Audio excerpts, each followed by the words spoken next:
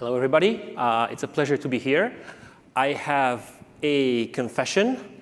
I used to work in the security industry before I went over to the dark side and became an academic. And when I was in the industry, one challenge that I saw was that customers were wanting to know not just the list of attacks and vulnerabilities and exploits that the product could prevent, but they were also asking how much money is this going to save me? So today, I want to share some ideas about this. These ideas are perhaps a little bit controversial. That's because we just recently started understanding the science behind making these predictions in security.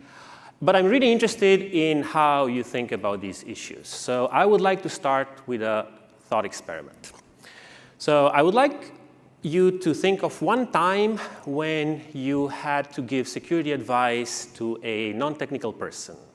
I have a show of hands who can think of such a time. You know, maybe it was a family member, customer, a boss. OK, fair number of people. OK, so now how do you do it? Do you try to scare them? Do you try to tell them about all the bad things that can happen if they don't become more secure? Okay. All right. OK, and then did it work? Did they take your advice? Can I see very few hands? OK. Yeah, so it does seem to be hard. People seem to be thinking about this a lot. What is the benefit of security? How much money am I going to save? And sometimes they estimate, their estimations are a little bit off. For example, CV-2017-0144 was a vulnerability in Microsoft Windows in the SMB component. This vulnerability was publicly disclosed in March 2017. And at the time, Microsoft also released a patch for this vulnerability.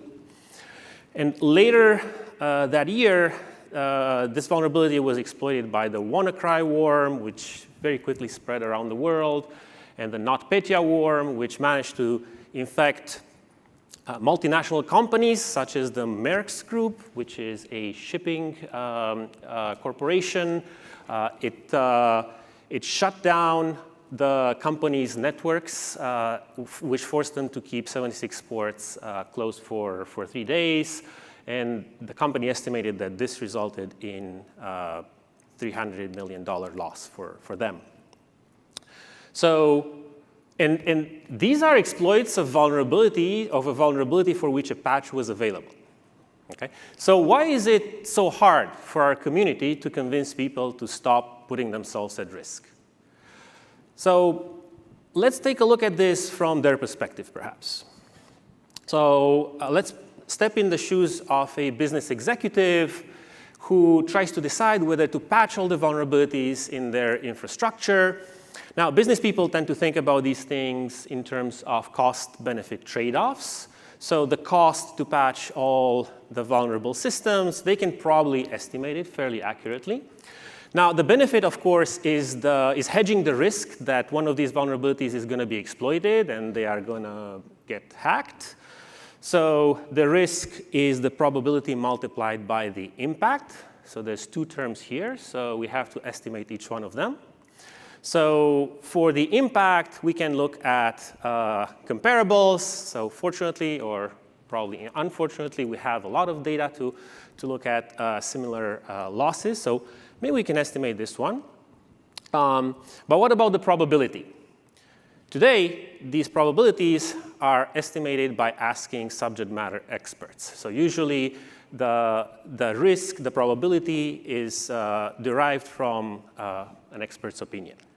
So in other words, while the cost is reflected with an objective metric, the risk, the benefit is expressed in subjective terms. And today I'm talking about vulnerabilities, but this is a broader challenge for the security industry. Many security products, the customers have to compare the objective cost of those products with benefits that are expressed in these subjective terms. And I think we can do better as a community. So today, I will tell you what we have learned after 5 years of research and analyzing data from 10 million hosts about this problem. I will share 3 ideas for predicting exploitation in a data-driven fashion. And first of all, the first question to ask is is this even possible? Can we predict exploits at all? Is this a problem that we can learn about, we can gradually get better at doing it, or is it more like predicting stock market crashes? And to do this, we have to figure out a way to validate our predictions. And we should validate them using real-world events, real-world incidents, exploits that are actually used and active in the wild. That's because we already have risk metrics, vulnerability metrics, such as the CVSS score that is attached to each vulnerability in the National Vulnerability Database. It is, in fact, recommended by the NIST for prioritizing response to vulnerability disclosures, but it is prescriptive. It is not validated against real-world incidents. So to do this, when I was at Symantec, I built an infrastructure called the Worldwide Intelligence Network Environment, or WINE. This was a data analytics system that combined data from hosts around the world, from about 10 million hosts. And for example, we could see if certain IPS or antivirus signatures were triggered on those hosts, that indicated that a specific exploit was attempted. So in this way, we could tell which vulnerabilities are exploited in the wild. All right, so let me tell you the first idea, and the first idea is to use machine learning, okay? We use machine learning broadly in security for a variety of purposes. And machine learning, in a nutshell, it learns from examples. So it starts from a few known examples of vulnerabilities that are known to be exploited and known not to be exploited. And then it tries to learn a model of what an exploited vulnerability looks like. And then it tries to compare the remaining cases, the remaining vulnerabilities to these examples in order to classify them in these 2 classes. And whenever using machine learning for such a problem, we have to ask 2 important questions. The first question is, what features of vulnerabilities are we using to compare them?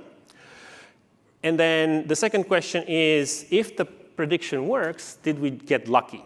Or does this actually capture some meaningful mechanism? Do we understand why the prediction works? So perhaps the most straightforward way to use machine learning would be to look into intrinsic vulnerability features, such as the CVSS score, the category of the vulnerability, the various references that are included in the National Vulnerability Database. And indeed, the earliest system that tried to predict exploitation used these intrinsic features. So they trained a linear SVM classifier, and they reported 90% accuracy. The best feature that they had was whether a vulnerability had a bug track ID. The weight for this in their classifier was twice as high as the next best feature. Okay? But they predicted the existence of proof of concept exploits because they used information from databases such as ExploitDB to label their vulnerabilities as exploited or not exploited. Now, when we tried to repeat this 5 years later, we could still achieve a fairly high precision and recall for proof of concept exploits. However, when we tried to predict exploitation in the wild, the precision of our classifier did not exceed 20%. And the precision is the ratio of correct predictions, the number of correct predictions, to the total number of exploit predictions that our classifier makes. So this means that most of our predictions are false positives. And to understand this, we have to take a step back and try to understand a little bit better what we are predicting in this way. Because the risk of exploitation depends on the vulnerability, of course, but it also depends on the attacker's capabilities and on the user behavior. So intrinsic features just capture the first aspect. So it is very hard to get good performance, good prediction performance with just intrinsic features. It's in some sense like trying to sell car insurance by taking into account just the properties of the car and not looking at all at the environment or the driver's habits. But I want to emphasize that the problem here is with the features that we chose, not with using machine learning itself. Machine learning actually, the utility of machine learning was in discovering good predictors, such as the bug trap thing.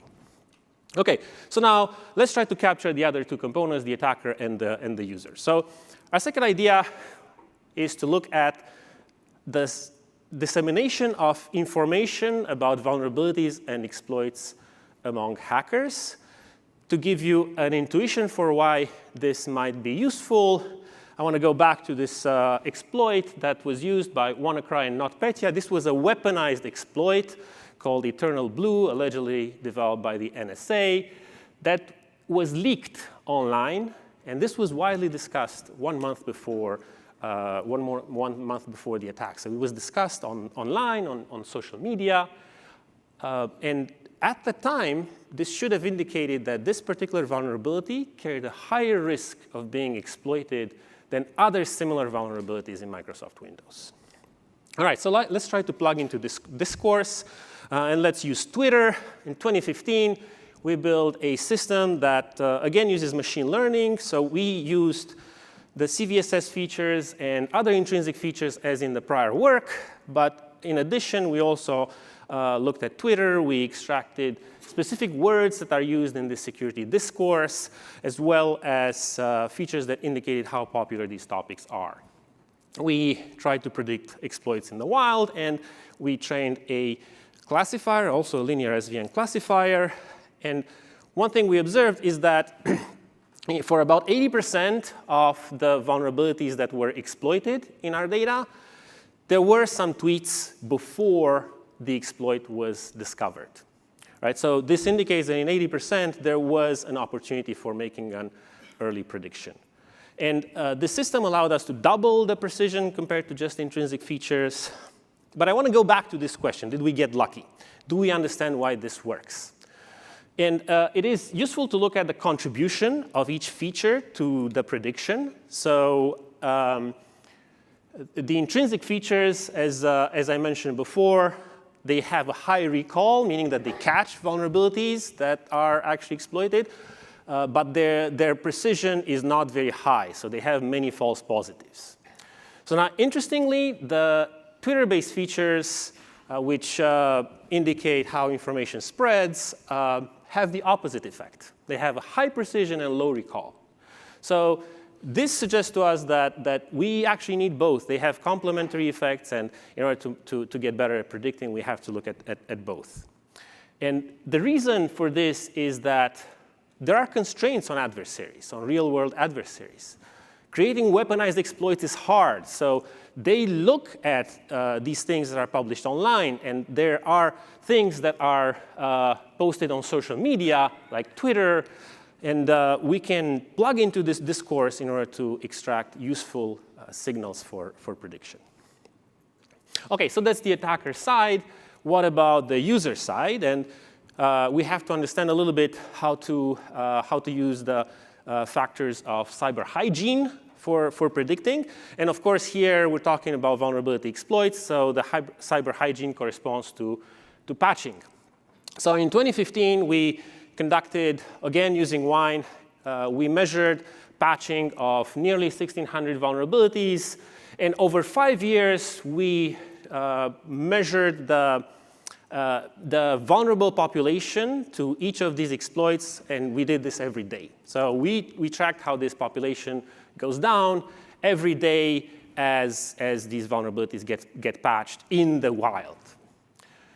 And while generally patching starts quickly for most vulnerabilities, reaching 50%, a patching level of 50%, so patching half of the vulnerable hosts, that is a much slower process. It is a long-tail distribution, and we're seeing many hundreds of days in order to reach this level. So this suggests that there are differences, important differences across hosts in the speed of patching.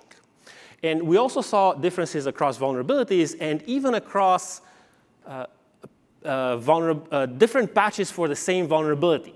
On this plot, I'm showing one vulnerability that affected both Flash and Acrobat Reader.